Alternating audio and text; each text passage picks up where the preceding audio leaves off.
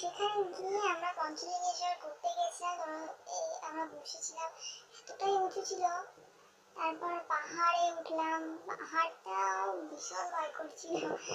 তো পাহাড় থেকে নেমে আমরা পঞ্চলিঙ্গেশ্বর ঘুরে এসে এতগুলো সিঁড়ি ছিল যে উঠতে উঠতে হাঁপিয়ে যাচ্ছিলাম, তো একটু বসে নিলাম।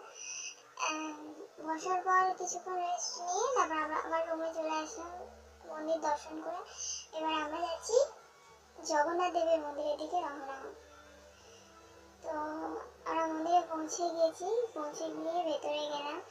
সম্পূর্ণটা ভিডিও করতে পারিনি।